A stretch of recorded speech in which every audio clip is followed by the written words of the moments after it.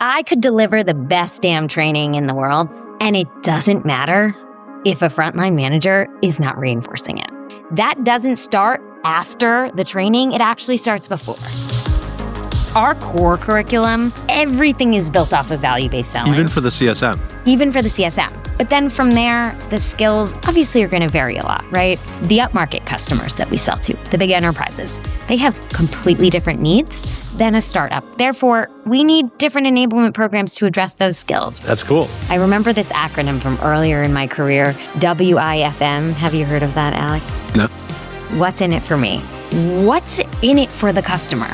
Why would they care? What challenges is this helping them solve? Everybody in the world is talking about AI. How do you think about using this technology from an enablement perspective? I don't think rep ever wants to be coached by a robot. I think that is best served from a human, like their manager or peer. But AI is an excellent way to sort of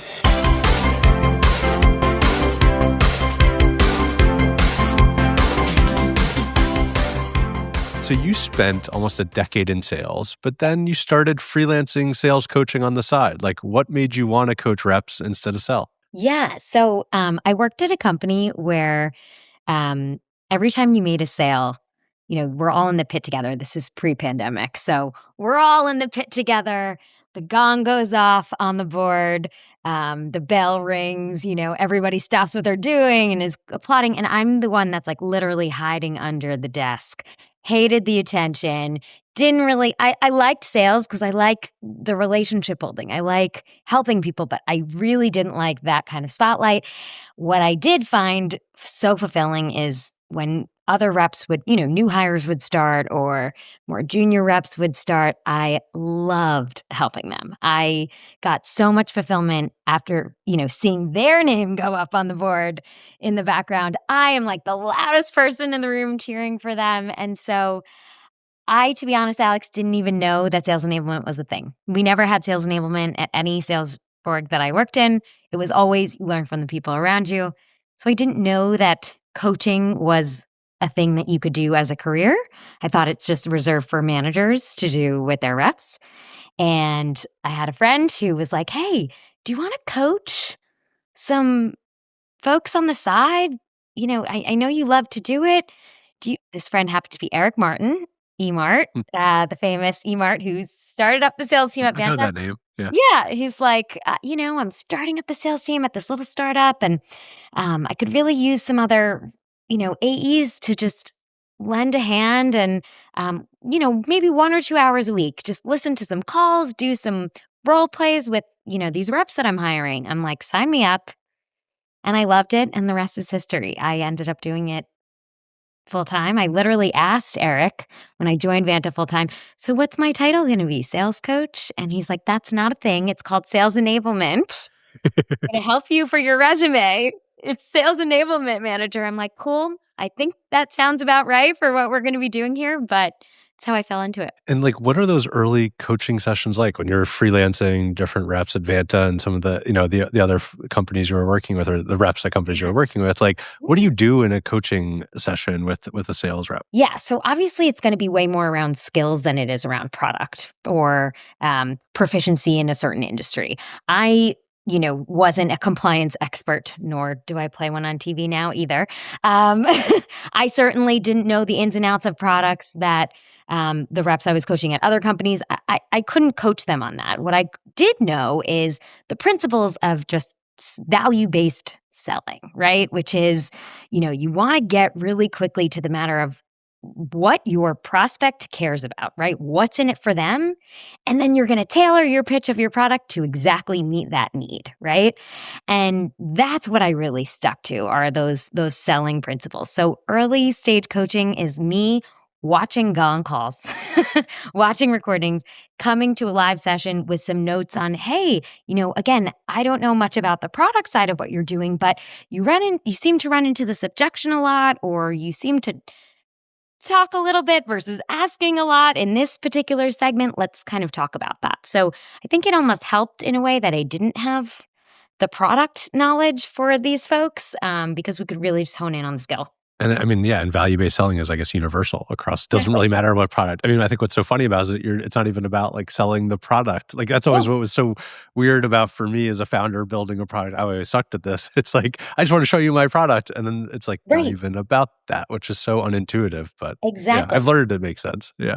Oh, and you just, you start to remember the things that you were told by your manager of, hey, the person in control of the call is actually the one asking the questions, not talking so much, but asking more. And so you pass that along to, the reps too. So, yeah, it was just very universal selling skills that I was working on in the beginning. And like, how does somebody get better at value-based selling? Is it just asking Right. the right questions? Is it as simple as that, or is there more to it? Yeah, I think, asking the right questions is obviously a big part of it. I think it starts even before that, though. You need to do a lot of homework on who it is that you're talking to and really suss out why the hell would they care, right? I remember this acronym from earlier in my career, WIFM. Have you heard of that, Alex? No. With them?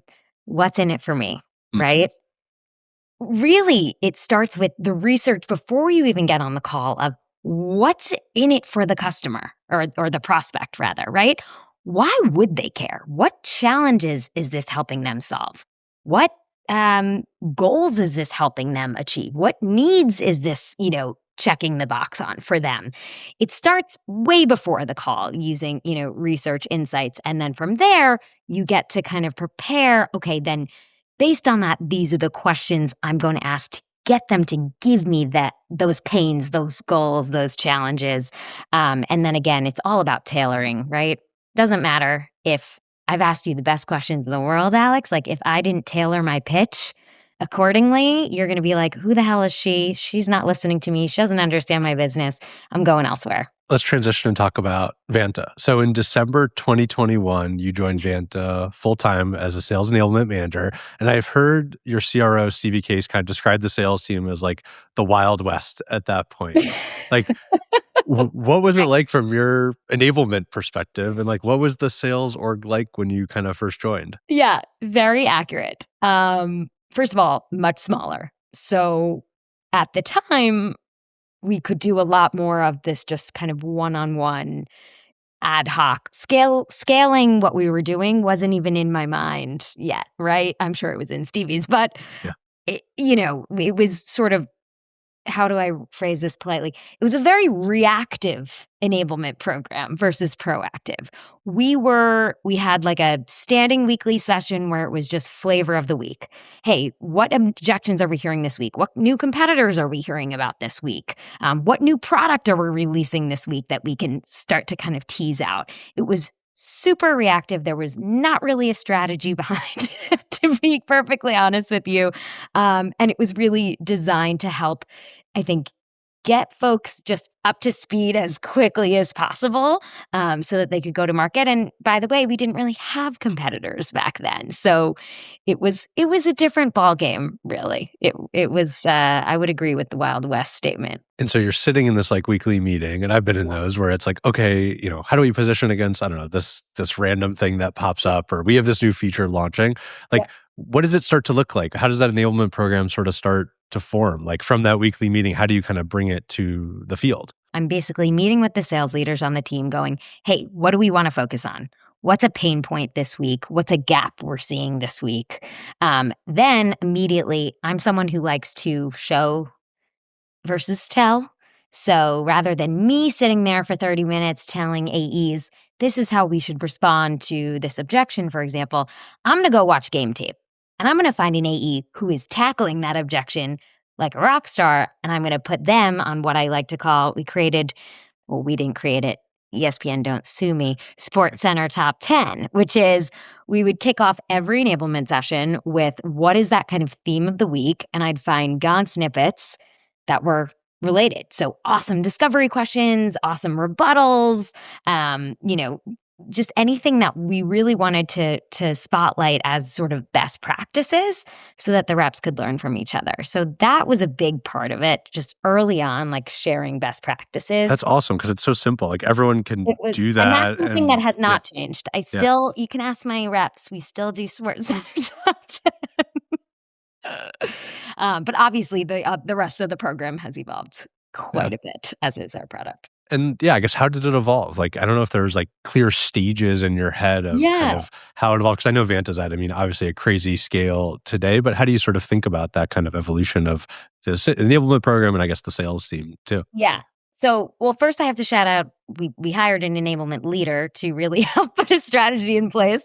Me not having an enablement background and just sort of having this coaching background, that was a big, big part. So I'd be remiss not to mention that. But in terms of strategy, a couple things that we did pretty quickly. First of all, Alex, you know Vanta. I'm sure you've seen already. Like, we are truly a rocket ship when it comes to development. Still to this day, I mean, we had 300 features that we released in over 300 features in 365 days last year. Like, that's no joke. In the beginning, it was kind of a one size fits all product. It was like sock in a box Mhm. is what we sold. So obviously, as we started to innovate more and add more and more products, more features, we realized this one size fits all onboarding and ongoing enablement program wasn't going to cut it anymore. So we started to really get more specialized in terms of role specific enablement and also segment specific enablement. So, for example, the upmarket customers that we sell to, the big enterprises, they have completely different needs, completely different pain points, completely different goals when using Vanta than a startup who just came out of YC and is just looking to get their first compliance framework in the box to get that first big customer in the door. Totally different. So therefore, we need different enablement programs to address those skills, right? You might need more advanced skills for those enterprise sellers versus, the early stage or startup. They're selling different kinds of products. They're selling a different value proposition, right? The entire value driver for Vanta is totally different for a down market versus up market. And so that was one thing we started to do really quickly was, hey, we need to start really specializing what we're doing. In terms of like the segment, and then also regional. We started to grow, globally. So, what does this look like for the needs of our Dublin and London offices, and what does this look like for our Sydney offices? Are there any kind of regional nuances that we need to take account for? I mean, a CISO in EMEA is actually quite different from a CISO in the US. And so addressing those needs, making sure that the reps in those regions are trained on those personas accordingly, something that was super important. I think one of the hard parts about Vanta, I mean, the subject matter is pretty high stakes and like intimidating too. Like a CISO is a pretty serious person. And it's not just about like, oh, this button does this or does that, but you actually, I imagine, have to train on like what is SOC 2 compliance and ISO and all these different things. And it's like, I mean, I help run Doc's compliance program and it's like pretty in the weeds Yeah. stuff. And so I'm curious like how you think about that balance of like training reps on like value selling, like the actual product itself, but then this whole like I guess it's domain expertise. Like how do you sort of Yeah. think about that kind of balance? So I love this question because it allows me to sing the praises of our teams, which is we want reps to absolutely know enough to be dangerous, right? We're going to give you the basics so that you know what I like to call compliance alphabet soup, SOC 2, GDPR, ISO 27001, all of that. But there are a lot of nuances, especially as organizations mature, right? They get more complex. There's no way an AE with, excellent scaling skills right out of the gate is also going to be able to diagnose some of these complex compliance issues. So we have GRC subject matter experts in-house, and we really teach teams from day one at Vanta, or teach sellers rather from day one at Vanta, like you need to be using these folks. We don't expect you to be the expert, right? Again, know enough to be dangerous. Know why someone would want that framework. Understand at a baseline the challenges of pursuing that framework. But it starts with number one, asking them about their experience to really validate your hypothesis there. And then number two, team selling. Vanta principle, one of our Vanta principles is win as one team. And we take that very seriously. We don't expect you to close these deals by yourself. In fact, we know that they're not going to close likely if you act like you're on an island and when you don't know it. By the way, CISOs can sniff that out like that. If you are just using jargon and you don't actually know what you're talking about, they're going to be the first ones to call you out. Totally. Yeah. I mean, I think what you're describing, it's like fancy sales engineers in a way, Yeah. right? Like who Oh, know sales engineers, real absolutely. compliance and stuff. Yeah. It's Absolutely. so Oh, interesting. and solutions engineers, big part of that team as well. But Oh, so you have both. So you have like the both. subject matter expert and the Yes. solution engineers who help, I assume, on the more product-y side of it. Like how do I configure it and stuff? Yeah. Solutions engineers more on like the Vanta side, the GRC, SMEs, if you will, more on the compliance side. These are folks that have worked at like, the big audit firms, managed service providers, consulting firms, et cetera. So Vanta is obviously a tremendous company and has gone through hyperscale as you've been there. I mean, I think it went from like 200 to 1,000 plus in your time. And I'm sure onboarding was like critical, right? Just bringing in all these new reps, teaching them all the things that we're talking about. Yes. Can you talk a little bit of like how that onboarding program, scaled and how it evolved and maybe what broke along the way, but then maybe what's still constant today? Absolutely. Our onboarding program in the beginning was a little slapstick. It was how do I describe this? We basically said, okay, what are the different calls that you would have in the sales process? And let's mimic those and get you prepared for these calls. What we forgot to do is what happens in between and before and after. And so what we've been able to do now is really expand it. I'll give you some examples. We certify still to this day, and we started doing this at the beginning, what we call like a discovery certification, a demo certification. Those are great. We still do those. We have managers certify their reps to make sure that they are kind of up to snuff and ready to take calls. But now what we've added is prospecting, a PG, pipeline gen certification as well, because it's not just about the sales process with your customer, it's about what comes before. PG is not going anywhere.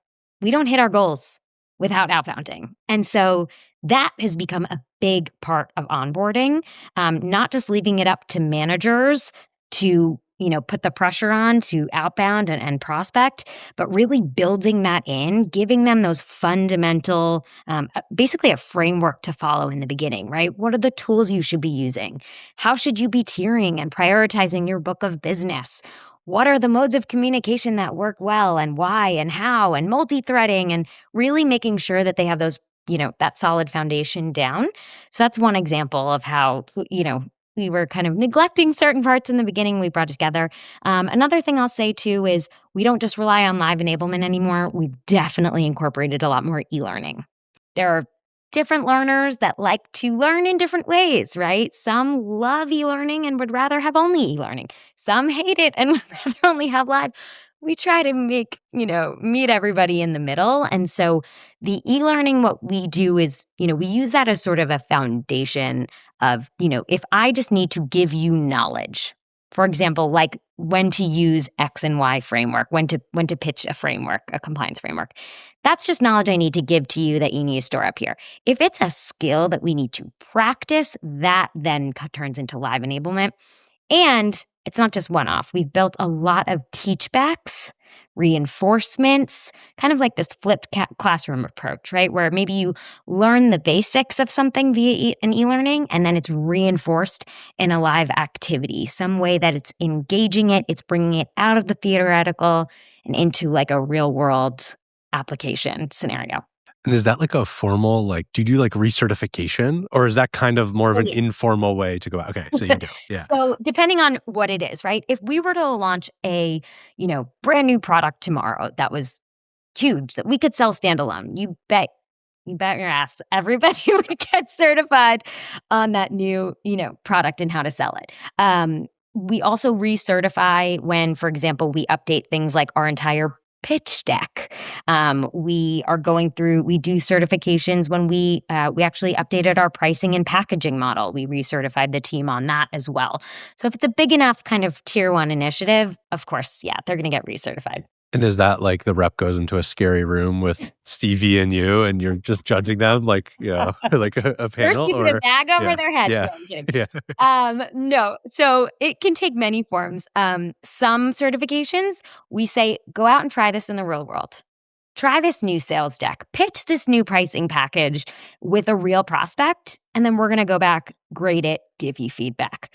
Other times it's a role play with either me on the enablement team or their frontline manager. We'll come up with some sort of scoring rubric where we've calibrated it together across leadership and enablement to make sure everybody's grading along the same lines. So it's usually one of those two, either like live and then we get feedback post, or it's, a more mock call or something like that. What does like your relationship look like with the sales team today? Like maybe sales leadership. Actually, I'd be curious, sales leadership and the AEs themselves. Like, are you meeting with sales leaders to figure out what the priorities are? Like, how do you sort of think about the balance of your different constituents? Yeah, I feel very lucky to work with the team that I do. I feel like, having been at the company a long time, I do feel like I've earned their trust. And so they feel like they can come to me with, okay, these are our top 3 focus areas for the quarter. We trust Mo to, execute on that. But that doesn't mean it's just me. This is a big initiative for FY27 right now, which is manager reinforcement. I could deliver the best damn training in the world, and it doesn't matter if a frontline manager is not reinforcing it. That doesn't start after the training. It actually starts before. So what we do is we meet, let's say, on a quarterly basis. We align on what are the priorities. Some of these are top down, and some of these are actually come from the data. So almost like bottom up. Hey, like we've been hearing from the field, they are struggling to sell this specific package or struggling with this certain competitor, right? Maybe that's attached to a larger theme. So there are things that can bubble up, things that can come down. Everybody needs to be aligned on that. If managers aren't bought in that this is a big enough problem to solve and take their time, like their team off the floor for that time, again, it could be the best damn training in the world, but like it's not going to stick because I need managers to really reinforce that with their teams. So it's a very collaborative relationship. I think we have built a lot of trust, which is really great. We try to make decisions that are backed by data and not just like a hunch. So those are pillars. Yeah. Yeah. How do you hold those managers accountable? It's like, I get the data part, like if the reps are doing, but like you can't be in their one-on-ones with their, AEs, or maybe you are. Like, how do you think about it?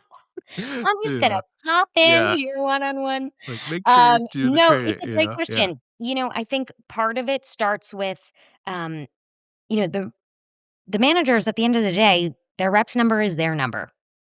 And so having them bought in a lot of ways, hopefully comes naturally because they realize, hey, if these are true gaps on my team and this is going to help me get to our goals faster, I better be bought in, right? I'm going to have to do this.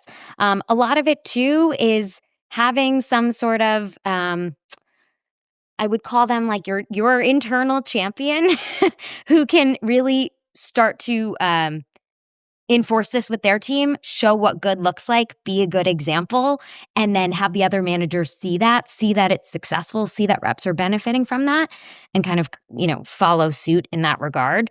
And then I think, to be perfectly honest with you, like there are some leadership probably incentives that map to that reinforcement as well, right? A lot of what managers are held to, it's not just their number usually. There are some kind of coaching metrics usually that they're required to hit. And so I can't speak to the specifics of how, they're paid and all that, but there are some, I'm sure, like there has to be a carrot or a stick at the end of the day. Totally. That's usually how it works. Yeah. I guess one of the hard things about being a sales rep is like, time is money. You have such finite time to, in your calendar. Infinite would be nice, but finite time, and most of that needs to be spent on prospects, right? Like working with buyers, probably every extra amount of extra time in the calendar should be prospecting and doing outbound, right? Like, I'm curious how you think about that dynamic from an enablement perspective, because they're super busy, they only have so much, brain space to digest new information. And so like, how do you sort of think about that dynamic and pick your spots, right? As an enablement person to like, hey, here's the new training you need to do, or here's the new thing I need to teach you. How do you think about that balance? I'm going to say something that like if my coworkers were ever to hear me, like my cross-functional coworkers, they'd be horrified. But like a lot of what I do is this sort of goalie work, right? You've got marketing and you've got rev ups and you've got product and you've got partners and all these different departments that want to get in front of the same group of people. They all want to get in front of the sellers. And if you ask them, all of their how should I call it? Their initiatives are, they would tell you like tier one. Absolutely, right? And I have empathy. I get that. Like that's their whole department. They believe that it's really important. What we're developing right now, which we're really excited about, is an intake process. So we actually are having like this formal process to any kind of cross-functional stakeholder. If they want to get something in front of the sales team, it has to go through this intake process. And from there, we match it to, okay, does this directly tie to those big 3 priorities that we talked about this quarter? If not, we then go directly to that sales leader and say, hey, this is something that's been requested to be put in front of the sales team's time. It doesn't map to these big 3 priorities. Is this something that in your mind we should reprioritize to put in there? Is this something that we should push back? And it's not about me being a gatekeeper to the team. It's really about communication constantly across these cross-functional teams because so we have every other week, we have a bi-weekly meeting where all those different departments I just mentioned, we all get together in one room. What marketing campaigns are coming up? What tools do they need to be trained on? What skills are coming up? Oh, there's a new pitch deck they need to learn. Oh, we want to certify them on that too, right? We all take a look at the calendar and say, there are only so many hours that an AE can be taken off the floor. So something's got to give here. And we come together with a recommendation to sales leaders and they make that ultimate call of, hey, this has to be bumped or postponed or whatever it may be. I find presenting the information with a recommendation is always the best That helps. approach. But of course, like Alex, I have the most empathy for that. Like at the end of the day, you're there to drive revenue as an AE. You're there to drive revenue. That's like, you're there to close business. And so I want to make sure every single minute that they're pulled off that floor is for something that's really valuable. It all comes back to that with him, right? Like what's in it for me? What's in it for them? Is this going to directly like influence revenue for them? Totally. And AEs can kind of snuff out a BS training versus one that's like actually going to make an impact, right? And you can see it on their faces on Zoom or in person or whatever. Absolutely. Yeah. I mean, we experienced that as an example with our product enablement strategy. Like product is, we really want reps to digest product, but we realized showing them for 60 minutes running through a slide deck of 25 new products was not the best way to get their attention, wasn't the best use of their time. So now we built this e-learning component. We built activities to reinforce it, bring it into the practical of, their day-to-day. So it's all about, it's not necessarily like that's your content is not important, but how do we maybe reframe this? How do we get this in front of them in a different way, in a different type of medium that would be more effective? One thing Vanta has had to deal with is a lot of copycat competitors. Like Vanta pioneered the space, but then obviously a bunch of startups started popping up. And I heard you built like the Competitive Intelligence Agency, the CIA. Great acronym. That was very smart. Can you talk a little bit about like what does good competitive enablement look like at scale? I'm very grateful to work at a company where Christina has chosen from day one, our founder, Christina, from day one, we will always take the high road. And we really practice that. She said something from the beginning, which really stuck with me, which is we want to be competitor aware and customer obsessed. And I think that is part of the reason we win so much. It's because we do know enough, of course, about our competition to know exactly which differentiators to sort of, influence there, but we're not going to sit there and talk shit about a competitor for 30 minutes. We want to stay really hyper focused on where is Vanta best suited? How is Vanta best suited to meet your needs? So what does that actually look like in practice? I want to make sure I actually run our competitive training for onboarding for all new hires. And before we even mention a competitor's name, before we even talk about the landscape, I find that it's really important to know where Vanta shines against, just broadly speaking, the rest of the market, right? What are the things that we really can lean on? That we're the most automated, that we're the most innovative, and that we're the most trusted. And really getting in their minds of all the different scenarios where they can use those differentiators. So if I have a prospect that really cares about, speed and doesn't really need a lot of help, I'm not going to waste my time talking about our support as a differentiator, right? I really want to, dial in on the differentiator that's going to be most effective there. But at the end of the day, again, it comes back to be an expert on Vanta.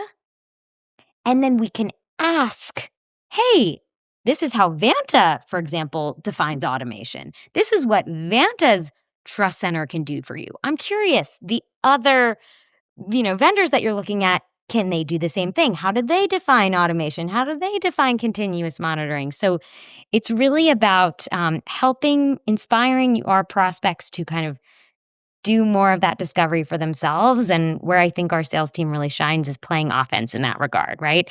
Getting in there early, influencing what they should care about so that it gets on their list, their checkbox.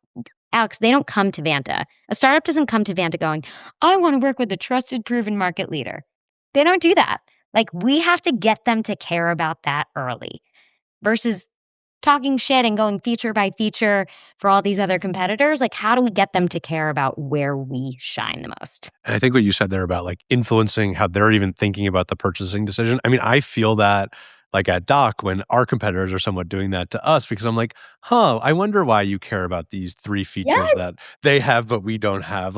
Are those Yep. actually that important? But I can tell you talked to blah, blah, blah first, and then that's how it ended up here. And it's Yep. it's very funny kind of being on the other side of that, how I hear about it as kind of product leader at Alex, Doc. you might need to get some of my methods in there. I know, I do. Yeah. Influence criteria on your sales team. I do. Hopefully you're still freelancing. No, okay. All right, I'd love to switch gears and talk about the enablement team itself. I'm pretty sure you've grown a lot over the last Oh my year, God. and I think you have different specialized roles. Can you just talk a little bit about how the team's evolved? Where's the structure at now? Yeah, absolutely. So yeah, when I started, there were 2 of us, and now there's 13 of us. And I know a lot of people hearing that would probably be like, holy shit, that team is overstaffed. But we are really specialized because we've realized that the needs of the teams can really vary greatly. For example, a CSM, their skills are completely different. I mean, at the core of everything, value-based selling. Our core curriculum, everything is built off of value-based selling. Even for the CSM. Even for the CSM. Value realization for the CSM is the biggest thing for at Vanta. Now, across the board, whether you're an SDR, a sales solutions engineer, an AE, whatever, the account manager, whatever that is, it always is going to start with value-based selling. But then from there, the skills in terms of your actual day-to-day, what you're going to be really using with your direct customer, obviously are going to vary a lot, right? A CSM doesn't need to know how to prospect effectively. And so what we've done is we really got specific, not just on role-based enablement, but I also mentioned to you segment-based enablement. The needs of the team up market right now, AEs up market, different top 3 priorities than the down market AEs. There's definitely crossover there, but the teams have gotten so big and the leaders are adamant about having only put what gets put in front of their teams be the most relevant for their teams. And I completely agree. We've completely strayed from this one size fits all approach, and we want it to be, meeting folks where they're at. What we're also doing is developing a curriculum that really builds upon itself. So, for example, we have AEs that enter the business who are brand new to sales. or maybe SDRs, I should say, are brand new to sales.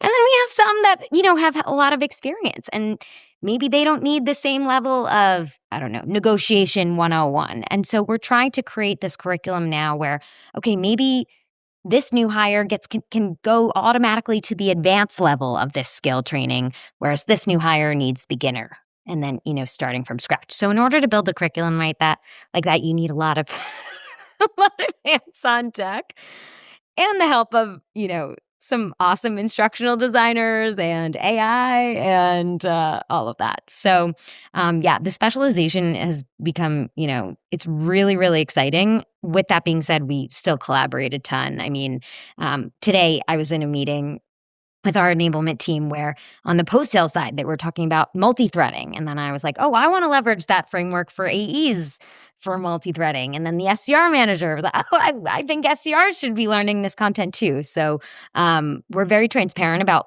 the priorities of each of our businesses that we support. And that way we're not rethinking the wheel. We can try to kind of adopt each other's and of course, edit it as needed and make it really relevant. And does the curriculum always start from just the title, if you will? It's like SDR, mid-market, enterprise, and then it kind of goes from there? Or I don't know, is there, think about it this differently. Is something that, very passionate about. It really starts with a set of core competencies. And some of those competencies you're going to see are the same across go-to-market. And then there are a lot that are very different. And I think it's really important, even for a startup, I would tell them get aligned between your sales leaders, your people team on what are those core competencies? What are those skills that really at our core, an AE in any enterprise organization should need, for example. As long as you can get alignment on that, then it's much easier, to build out a curriculum. And if someone asks for something that's outside of the curriculum, that's your opportunity to say, hey, sounds like this might not be a big priority. Curious, where is this coming from? I do my own discovery there. So, yeah.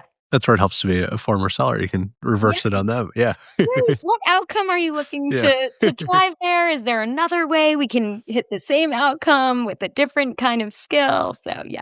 And one of the things the enablement team, I assume, just ran was the SKO. So I think you just did one in Vegas, which sounds fun. Can you take us a little bit behind the scenes, what goes into putting on a big SKO like this, and why even do it? I assume it's a lot of time and money. What's the purpose of an SKO? Gosh. Well, Alex, as you know, we are a mostly remote organization. We do have offices where certain roles do come in a couple days a week, but the vast majority of our company is remote. So an opportunity to all come together is not only welcome, it's begged for all the time across the team. We're a very social company. We love each other. We really want to spend more time with each other. And so, the obvious reasons to, foster culture and collaboration and empathy across different, roles and responsibilities. I mean, even hearing about what others on the team do, having no idea what their day-to-day looks like is big. I can't take credit. Enablement can't take credit for all of the planning that goes into CKO because we have an events team that does an incredible job with more of the logistics. What enablement does is we help shape a lot of the breakout content. So when you go to something like a SKO or a CKO, you can expect obviously some main stage content, get really hyped on maybe the products that are coming this year, what, this year will look like from a vision perspective. But then we got to get really more down into our teams, into our roles. And so I work really closely with our sales leaders and our sales managers to come up with that content. So we take a step back and Stevie, our CRO, this year, she really wanted to focus on team selling as a big theme, a pillar that we should rely on for CKO. So we took that back to our respective teams across the org and put together content, collaborated with, the sales managers. And what's unique about, Vanta versus other companies that I've attended, all company events like this is we involve a lot of the players themselves. the ICs. So we have SDRs coming up and showing, here's how I work really well with my AE. Here are the kinds of LinkedIn videos that have gotten me success. We bring them up to really speak firsthand on what's working from them. I think sharing best practices is something we do really well here, and a stage like CKO is a great forum for that. And you say CKO, so company kickoff. I assume Company that's and so kickoff. is that literally everybody in the company? Like Literally everybody. engineers are going, like outside. Engineers, Okay. product. We have channel partners that come. It's everybody across the board. I don't know how many more CKOs we're going to do versus just Yeah, those. I it's think crazy, next I'm year sure. might be revenue only. We're getting a little big for that, even by Vegas standards. But it was But so much it's fun and fun, and it amazing. makes sense with the team selling, and we were talking about before with I forget was it the GRC, like the subject matter Yes, experts, right? Like, yes, they're maybe not technically on the sales team, but they need to be there, right? Because they're a big part exactly. of your sales process. Okay, makes a lot of sense. Yeah. Yeah, Um, all right, everybody in the world is talking about AI, yeah. and What's that? and it's definitely impact. Yeah, what's that? Never heard of it. Like, how do you think about using this technology from an enablement perspective? Like, are you using it, Vanta, to help enablement? How do you sort of think about leveraging AI? Yeah. So I like the way that I personally like to think about AI is not going to replace human to human coaching. I don't think a rep ever wants to be coached by a robot. I think that best is best served from a human, like their manager or peer. But AI is an excellent way to sort of detect or diagnose gaps to coach on. So it's almost like enablement and frontline manager's best friend in the background running analysis, right? I'll give you an example of some AI that we use, like Gong. I promise I'm not being paid by Gong to say this, but it is my favorite tool that I use. Gong, obviously, not only do they provide transcripts, but they can even auto score calls. They can really help detect trends in a rep's, sales acumen. So you can give it a handful of calls and it'll, make that diagnosis for you. Is it 100% accurate? Probably not. You're going to need to kind of validate its hypothesis, but it's an excellent starting point. Some other things that we've built recently, we use Dust. Do you guys use No, Dust? I've never heard of it. Tell It's me about it. we can build different like agents. It's Okay. basically like a bot, an AI bot, and so it has all of Vanta's universe in its behind the scenes, and we've been able to build dust bots for things like competitive. We call it compete GPT. So we built one to, let's say, I'm in a deal against OneTrust. They care about privacy and the company's 400 people. Like, what are the top 3 things I should really lean into? What are the differentiators? Or, hey, I'm in a deal against Strata. What are our strengths against in our third party risk management tool versus theirs? We can get really specific there. We built that. We built one for pre-call research. I don't know if your reps spend tons of time doing pre-call research. Gone are the days of looking on Google for like, where's their, uh, trust center and what frameworks are they looking for? Who's their ICP? This agent pulls it all in like 2 minutes. So it's just kind of helping reps be more efficient, obviously, so that they can spend more of their time doing those, you know, actual selling activities face to face. We actually have folks on staff who are solely dedicated to AI to use Hmm. internally. I'm not even talking about AI and Vanta. AI and Vanta is a large team. I'm talking about how Vantins can use AI to do their job better. We have multiple folks on staff full time to help us do that. So create these kinds of agents and bots. And I sound like I don't know. Yeah. Well, one interesting thing you said was like, and I agree with one thing of like, I think sales is gonna be like maybe the last category of human to get automated, right? Yeah. Because it is so personal. But like, do you, one category that's popped up a lot is like the AI sales role play Oh, category. I don't know if you've seen yeah. this. Like, You use one of those? Okay. So what's that balance of like when to use an AI sales role play, Yeah. a bot versus, which I find kind of funny as I look at the demos on the internet Yeah. versus, like a real human coach. So Yeah. we use one of those bots. I think it's called Hyperbound. It's like Yeah. a cold call simulator. So our SDRs who are brand new, this is their first sales job. It's really helpful for them to take the edge off, to get Mm. comfortable, being on the fly, being audible ready, right? Like taking questions and trying to, pivot and answer quickly. Really helpful for those scenarios just to get some practice, some reps under their belt. Where, I'll stand by this. I can tell as a user, as a prospect for companies that are trying to go after me, I can tell what emails are AI written and which are human, right? There's a reason why our SDRs who there are more than 20 of them going to President's Club this year. The ones that are doing really well are the ones who are doing that personal face-to-face, hey, I'm a human on LinkedIn. I'm a human, I promise. And humans still want to talk to humans. I think there are certain things that a bot can really help with, maybe just getting a high-level demo overview or, giving me pricing. But at the end of the day, I think humans still want to be sold to humans. Yeah. It's just been evidenced by their success. And it's amazing how we can like spot it, like so subconsciously, like email copy or, the AI videos are always interesting, but like you can always spot something's fishy and it's like so subconscious too, because they're probably better emails than I can write, but like, Absolutely. Yeah. Absolutely. So I think, those bots have a great use case when it comes to practice, but I don't know that they'll replace what we're doing. Human coaching. Yeah. I'm not worried about that yet, but maybe those are my famous last words. I don't know. Your job's still okay. Yeah. All right. Maybe my final question is if you were talking to an enablement leader at, let's say, I don't know, a 500-person company, like what would you tell them to prioritize this year?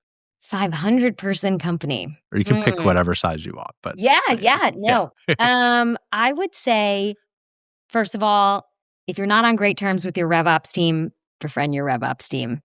Send them some cupcakes and get on their good side because they have been instrumental in helping us make more data-backed decisions. Also, like slicing and dicing the data.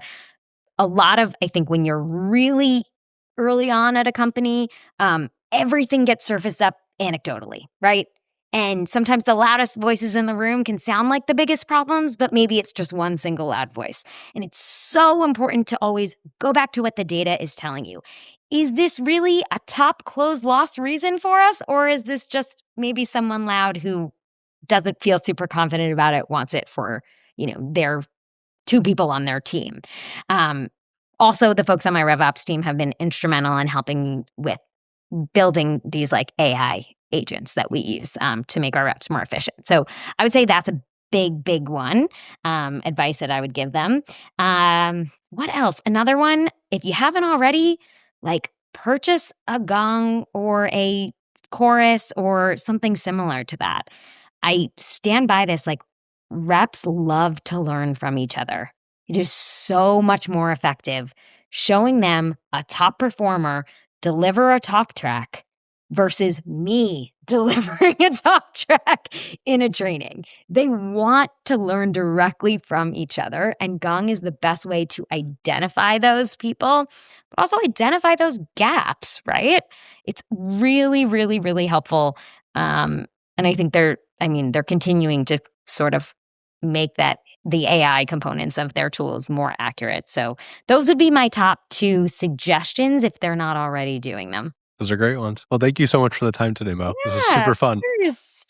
Of course. Thanks for having me. Thanks for tuning in to Grow and Tell. If you enjoyed today's conversation, you can subscribe on YouTube, Spotify, Apple Podcasts, or wherever you listen to podcasts. You can also subscribe to our newsletter for weekly updates at growandtellshow.com. We'll see you next week. Thanks.